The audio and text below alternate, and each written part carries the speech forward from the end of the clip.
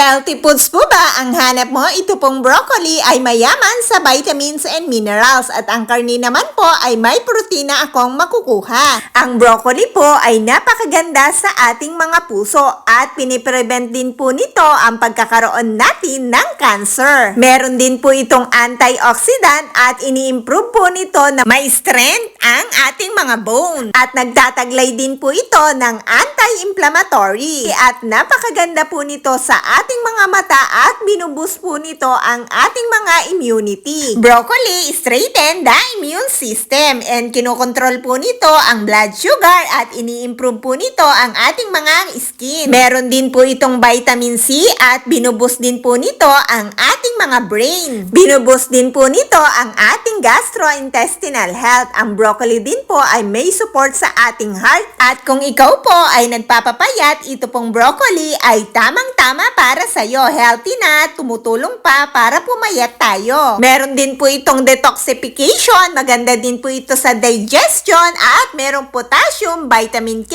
and anti-aging product. Ayon po sa pag-aaral, pag in-include mo po ang broccoli sa iyong daily diet ay napakaganda po sa katawan. Dahil po, it's a nutrient-dense vegetable rich in vitamins and minerals, fiber, and antioxidant. Sa panahon po na merong broccoli dito sa lugar ko ay try my best po talaga na kumain at least 1 or 2 or 3 times a week na makakain ng broccoli. Dahil nga po may mga panahon din po na wala po talagang broccoli dito sa lugar ko.